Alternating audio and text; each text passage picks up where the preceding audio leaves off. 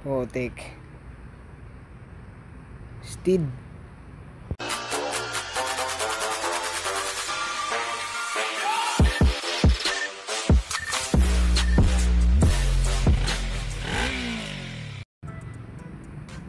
So ito yung steed na ano na actually mini-maintain ginagawa. Dinadala sa akin to pag ipapagawa. Dito dinadala dito ng umaandar, putik. Yun, ano lang yun. Kasi naka-post to sa marketplace, tapos nandun din yung pangalan ng shopman, no. Siyempre nakakaano rin naman na yun, kasi may bumili nito, may buyer to, tapos tumirik eh. Siyempre nakaka-downgrade sa akin yun, no? Yung pangit na imahe para sa shopman yun na ginawa ni shopman, tapos yun patirik-tirik. Ginawa to, tapos tinambak, no? Tapos gagawin ulit, tapos tatambak ulit.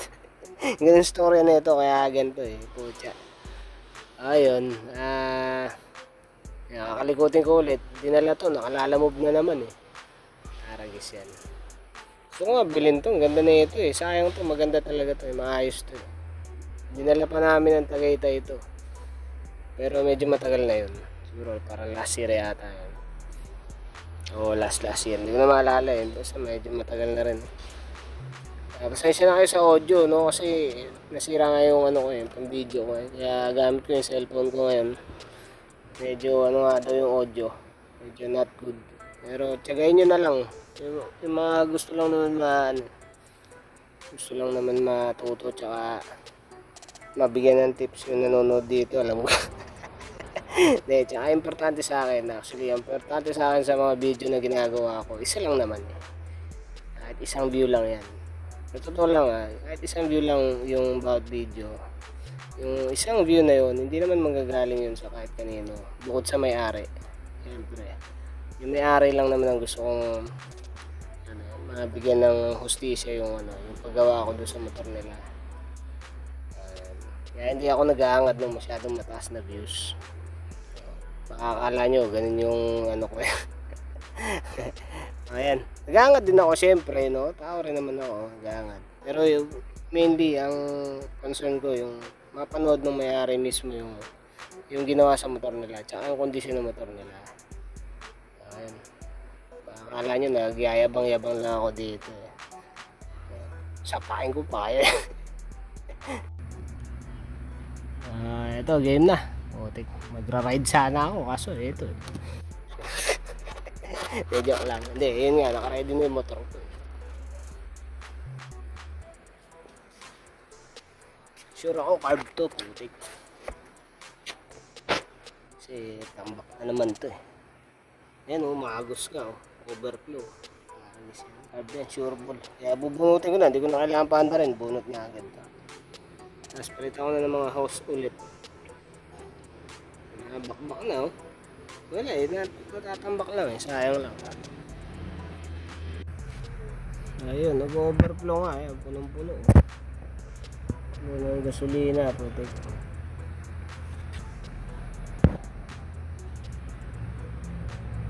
Ayun.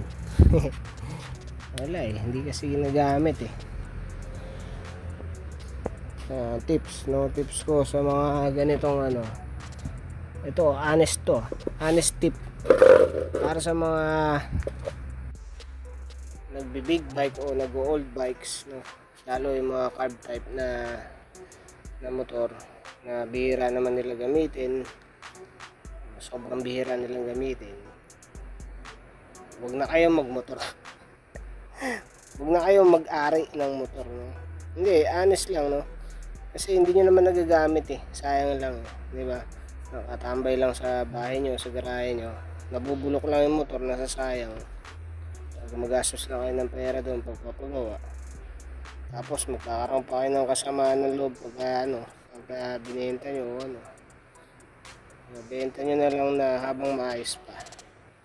Tapos hayaan nyo yung iba na willing naman na gamitin yung motor. Tulad nito, pwede naman gamitin araw-araw, pumasok, diba? Ganun din naman sa mga kotse na carb type. Pagka pinabayaan nyo, inayaan nyo lang na hindi gumagalaw, hindi ni-start, hindi napapalitan ng gasolina yung karburador, no, maabot sa isa, 2 linggo, 3 linggo. Problema na yun. Pares lang yun. Kaya kung gusto nyo pa rin talaga, gusto nyo mag big bike yan, tapos paminsan-minsan lang kayong gagamit, hindi yung markila na lang kayo ng big bike. Kung hindi naman, switch kayo ng FI. Kasi kung FI, kahit matambak nyo, yun nga lang, magpapanisan ng gas yun. Tambak nyo, charge nyo lang yung battery ulit, o kaya palitan yung battery, andar ulit yun. Tsaka to, mukhang hindi na ako nag-service nito ng huli. Yes, hindi ako nag-service nito ng huli. Sure ball ako dito. Kasi ito, hindi ito mapat dito. So, kung saan man yun, dapat may linya ng vacuum. Yan.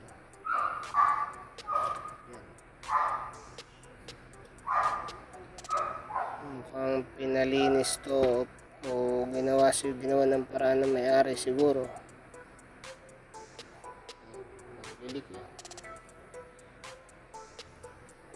Ito, lintik. Lalabas ko pa itong gasolina na to dito. Tapos, pipilitin ko pumutok itong spark plug. Pasukain ko. Kailangan wala yung spark plug. Wala ito. Yun nangyari dati sa R6 ko, putik. Inilabas ko ito, sinaksak ko ulit yung spark plug. Pinasuka ko ng gas. Putya, nagliyab ang hanip. Ayun. Magandang lesson sa akin yan, putya. Nasunog yung braso ko, hanip yan. So ito yung sinasabi ko kanina. Yan, yung slot na yan, o yung pumbok na yan. Yung bukol na yan. Dapat yan nakatapat. Dapat yan, dapat dun. Dapat nakaganto yan. Yan. Ganito. Yan. Hindi pa. Yan, dapat yan dun. Nakaganit. Imbis pa ganun. Yan. Ito isa. Yan, dapat nandun yan banda eh. Ito. Patigas na. Manikit na. Yan o. Wala. Walang diyo. So ito yung carb na nag-overflow.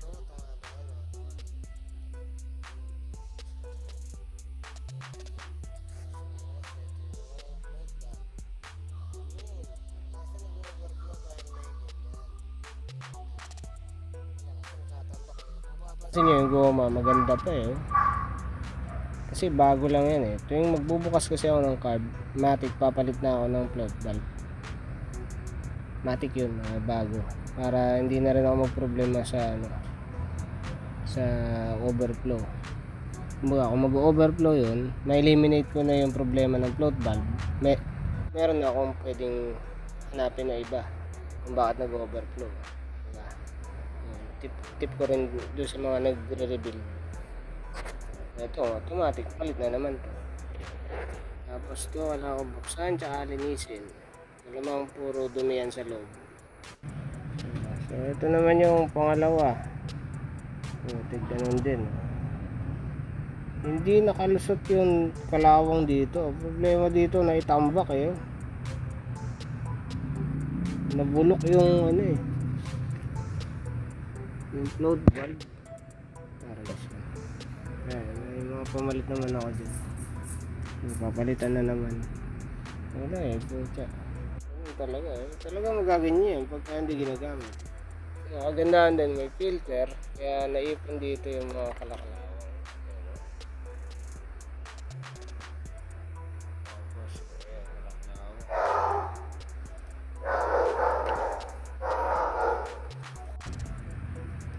So ito na nga, wala namang dumi dun sa loob, no? Sobrang konting-konti lang. Kung gawin dito, bubugahan ko pa rin naman yun. Sana yung tweezer natin to, baka meron. Ayun, ito ang meron.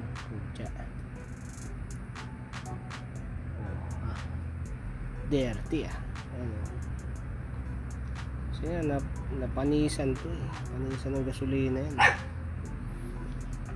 Ito ginagawa ko, pinapolish ko lang to para pag shoot, para hindi mo na kailangan palitan to, para pag shoot ulit ng bagong float valve, smooth lang siya, hindi siya ipit-ipit. Tip ko rin yan, polish nyo yan para hindi na kayong papalit. So ito, napalitan na ng mga, ito nabugahan ko na rin yung mga linya tsaka yung pilot bit. Tapos ito, nakapag-set na ako ulit ng float height. Pati yan sineset ko rin, no? Kasi ito nakaangat-angat kanina, tapos yung isa talubog ko na. Kaya alam ko na ano, kung ako man yung gumawa, diba? O kaya may gumawang iba. Kaya ayos na.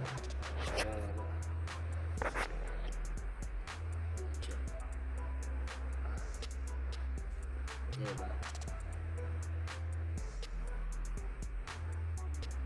8. So ito, dito na ako sa makina. Ayan, lalagyan ko lang ng basahan para masipsip yung gasolina.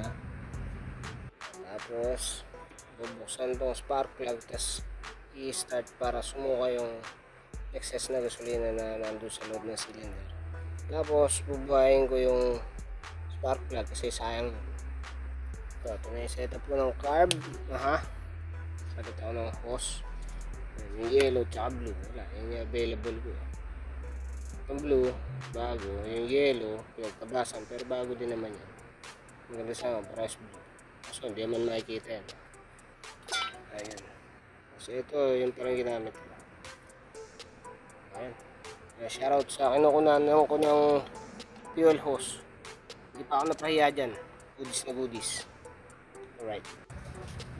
Pati starter pala problema na.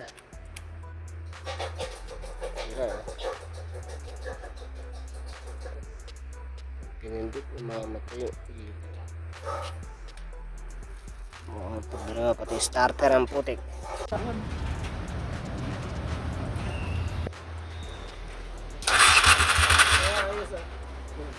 Starter relay nga.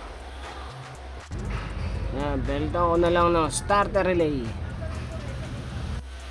Yan, goodies na.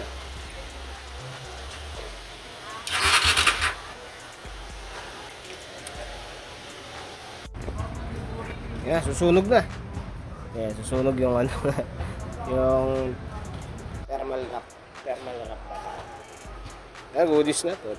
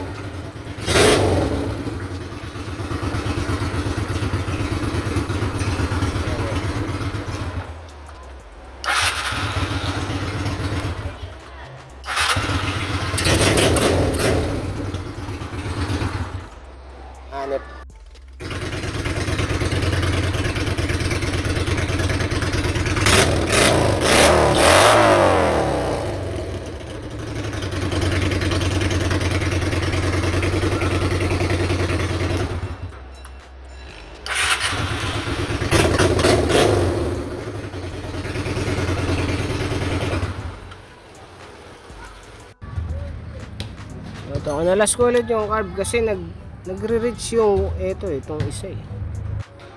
Kaya subukan palitan ng jet na may brand at saka may size, no? Size 35 to nilagay ko ngayon. Tapos try ko ngayon na patayin yung choke. Baka doon nagproblema sa choke eh.